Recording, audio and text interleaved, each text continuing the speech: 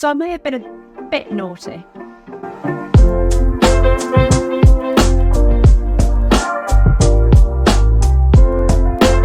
So let's see what we've got. As I'm sure you can tell by the title,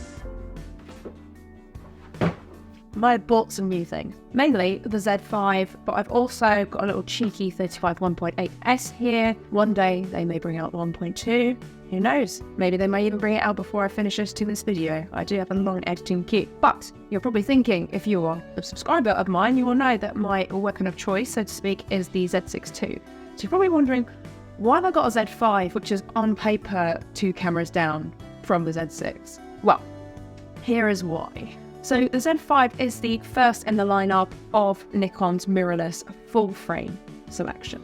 So this is what we'd probably call the entry-level full frame camera. It's kind of like a starting step for a lot of pros who want to kind of take their stuff to the next level. But obviously if I've already got a Z6ii, why would I be buying one of these? Well, actually, why wouldn't I buy one? So I run 2 photography businesses. One is an estate agency marketing agency, and the other is wedding photography. Wedding photography being my main passion, of course. And obviously at weddings, I carry 2 cameras with me at all times for obvious reasons. And at the moment, my setup is the Z6ii, which I purchased about a year ago, and my ancient D600. I know. It's older than some people have been alive now. I think I've got the D600 about, gosh, it must be about 12 years ago now. So it is getting on. But I will say I've been using that with my trusty nifty 50 for the past 10 years, and it hasn't really let me down at all. Yes, it needs calibrating.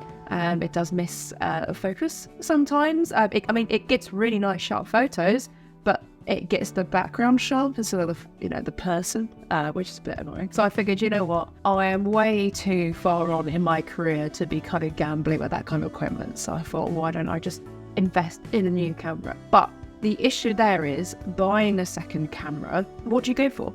Do you go for the same camera that you've already got as your main camera? Or do you save yourself some money and invest in maybe a slightly cheaper camera and go for better lenses, for example, with that kind of thing? I weighed it up, and honestly, the differences between the Z5 and the Z6ii are so tiny. I figured for a second camera that I'm probably not going to actually use that much. Why on earth wouldn't I buy one? It's a really, really brilliant camera. So honestly, what is the point of me spending so much more money on Z6ii, or even going one up and going for the Z8 that just come out, which I will be honest, I was tempted by, but I can't justify that right now. So it makes a really sensible option for a second camera. It can keep up with video, which is really, really important for me because I shoot hybrid, so I shoot photo and video at the same time. The Z6ii copes with that phenomenally, but I do need another camera that can also do that should something happen to my Z6, which is why I have now decided to upgrade my D600, because as good as it is for photos, there is no way I'm touching video with that. I mean, it does it, and I do use it for video, but the quality, there's no comparison. Right, let's unpack this thing because I've been waiting about a week to do this. I've been that busy. Before I unbox this quickly, I bought this from Cotswold Cameras. If you're in the UK, brilliant. If you're elsewhere, apologies. I don't assume they probably don't ship overseas due to the nature of the business. But I bought this from Cotswold Cameras, which was significantly cheaper than any of the competitors. It's quite similar to Panama's. You basically pay the import price, so it's a lot less. I think I saved overall between these two, I saved about £500. They did come wrapped in bubble wrap, and that's it. No actual box to put them both in, which is a bit odd, but they're fine as far as I'm aware. So let's go. Let's jump in.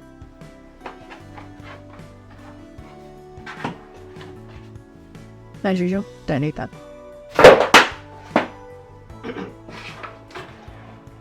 La la la la la.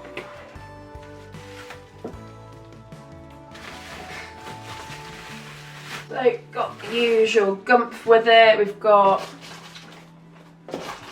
obviously, battery packs and whatnot. Here we go. Right, so immediately off the bat, it is extremely similar to the Z6ii. The only difference is there's no LCD on the top here. On the Z6ii, there's a small LCD that tells you what your settings are.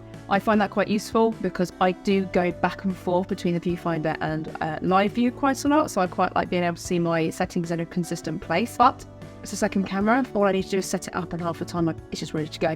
So that's not really a necessity.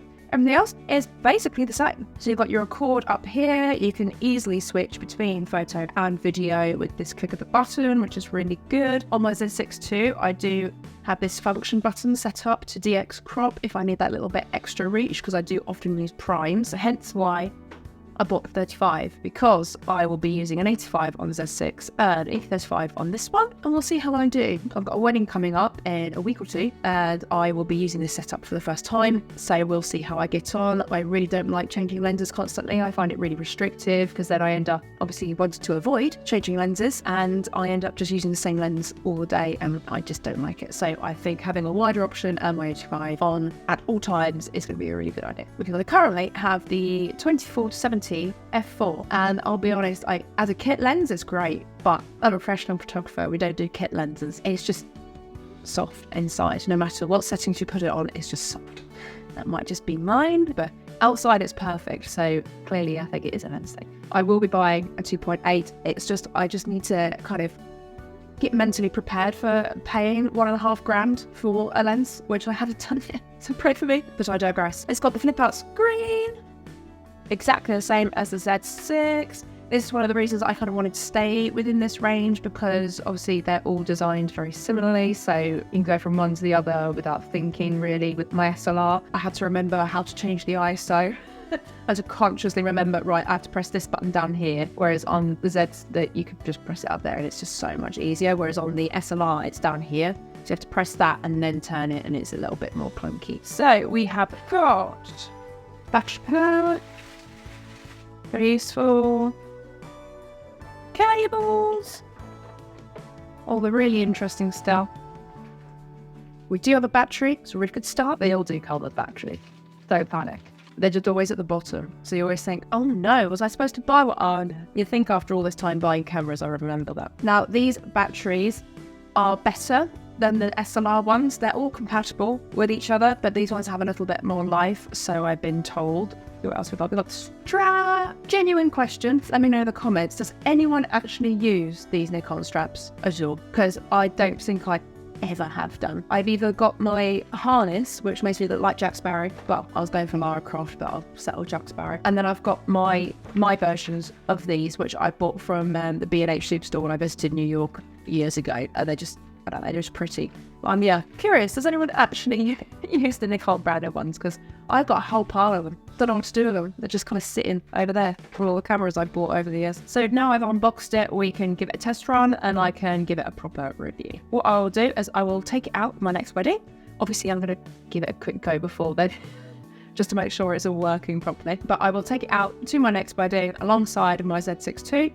See how it holds up. I will be doing both photo and video, so this is a really good opportunity to see how this does, and then I will report back with my findings to see if it really is worth getting both Z6 IIs, or if I made a really good choice saving some money and getting a Z5. And to cut away, it has been a little bit longer than I expected. Basically, I filmed the first part of that video at the beginning of the summer before my busy season, and it is now November, so it's been a while. But the reason I waited a little bit longer to make this was because after my first wedding, I realised there were quite significant differences between the Z5 and the Z6. So I wanted to get a really good kind of test run before I gave my full opinion on it. So the main difference for me straight away was the difference in focus modes. Now, there are far fewer focus modes on the Z5 than the Z6. There is no eye detection, at least not an option for eye detection. I'm not 100% sure if it's inbuilt or not, but on the Z6 you've got different eye detection software, so you can go for people, animals, you can have like a large box where it detects lots of people, or you can have small point where it can detect like someone small in the frame. Very useful for ceremonies when you want to focus on just the couple and not everyone else in the background. So the Z5 does not have that, so that was a real learning curve. I didn't realise quite how much I relied on the eye detection until I went back to this one, so it was, it was different, but obviously I got used to it super quickly and I remembered how to actually focus normally, like a normal person. Also, a really odd thing that I noticed about it is the shutter, as more specifically the noise of the shutter. Even on silent mode, when you take a photo, it goes clunk. Now, I'm certain it's not the camera because, well, there's nothing wrong with it, but when you press the shutter, it goes Whereas with the Z6, it's like instant. It's almost like taking a photo with a really slow shutter. It takes the photo really quickly, but it sounds like it's got a really slow shutter. I'm not sure if you'll be able to hear it. Would help if I put a battery in it, wouldn't it? So I'm not sure if you'll be able to hear it. Can you hear now? Clunk, clunk, clunk, clunk. Yeah, I'll see when I edit this if you can hear that. But basically, it goes clunk, clunk, even on silent mode. And of course, the Z6 does not do that. Not a problem, obviously, but just a noticeable difference. And it really threw me at first because I genuinely thought I was like shooting at 1/10 of a second or something. And I was like, no. So 1 in 200. But yeah, so that was another difference, which I've got used to. A really good thing about it, though, is it's quite considerably lighter than the Z6, the body. Obviously, that changes depending on what lens you got it on. But generally speaking, it is a lot lighter because that's quite nice to have on your shoulders. Initially, when I first unboxed it, I mentioned that there's no LCD on the top of the screen. Now, I thought that might be a little bit of an issue for me, or at least a bit of a learning curve. Surprisingly, it didn't bother me whatsoever. I found I actually kind of use the viewfinder a lot more now. I know a lot of people prefer to like do live view and just kind of do this a lot. But personally, with my eyesight, I actually prefer to be shooting like this. So, of course, when you do that, the screen and the viewfinder shows you what your settings are anyway, so actually the LCD is kind of surplus requirement in that regard, really. The buffer is also ever so slightly slower, and that's the Intel buffer of the camera, nothing to do with the cards, because of course I use the same cards across both cameras, and I've noticed that the buffer is slightly slower. The only time I notice that is if I switch quite quickly from photo to video. Obviously, if I go from video first to then photo, the buffer can take a little while to save that video depending on how long it is, whereas photos to video tends to be quite, it's negligible the time it takes to buffer. Overall, I've really enjoyed using it. I think it's been a really good companion for the Z6. I certainly didn't regret not getting a Z6 II, but there is one thing, I'll be honest, that has really annoyed me about it, and I'm not entirely sure if it's the camera or the Z5 in general. I have a feeling it might just be this camera. Those of you that use the Z line will know that when you put your face up to the viewfinder, it automatically turns from LCD to viewfinder, and vice versa. So it's called automatic display switch. So as you can see, the image is currently on the LCD. If I then put my eye onto the viewfinder, it goes, because now I'll be able to see it through the viewfinder. And then when you take your hand away, it goes back to the LCD. Now, it doesn't work. On my Z6, it's flawless. Although, I have noticed in the last few weeks, actually, my Z6 II has been doing a similar thing. Not quite as bad as this, but the lag between switching between the two is extremely noticeable. Sometimes it's because I'm standing a bit too close to it, so I have to put it away, and then it realizes I'm no longer at the viewfinder.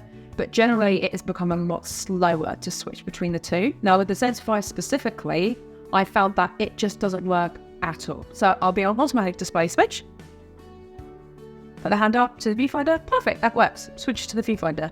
But then when I go to use the screen again, oh look, it's still in the viewfinder. I cannot tell you how annoying that is. And at first I thought I maybe accidentally pressed a button. So there's a button on the side here which cycles between the modes. So if you keep pressing it, it can go to viewfinder only, this one's monitor only, and then you can have prioritized viewfinder, or the automatic display switch, which should switch between the two. That's what I use on my Z6, and it's brilliant because you can go from inside, from looking at the LCD, and then suddenly I go outside, bright sunshine, can't see my screen.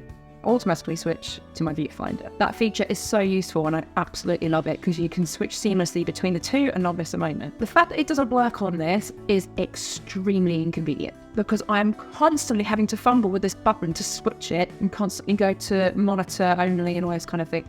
And I know it sounds like a first world problem, but when you're in the moment and it's an important moment at a wedding, trying to cycle through the modes each time, it's really starting to grate on me a little bit. And again, I don't know if this is a Z5 issue specifically, or if it is literally just this camera. Maybe I need to update the firmware. Please comment below. Is it a me thing or is it just the general range? It'd be great to know, because if it is a me thing, then hopefully it means I can fix it. But at the moment, unfortunately, it isn't a user error. It just does it on its own. And it's really, really annoying. And it's such a shame, because if it wasn't for that, I would honestly have given this a 10 out of 10. But yeah, so that is the one thing which is really annoying. So after all of that, I would say that actually, yes, I 100% would recommend it. I definitely don't regret buying it, especially for the price point. I think it's a really, really good second camera and I have enjoyed using it. However, in my personal circumstance with weddings and all of this kind of thing and the slight issues I've had with it, if I were to go back in time, I would probably just spend more money and buy 2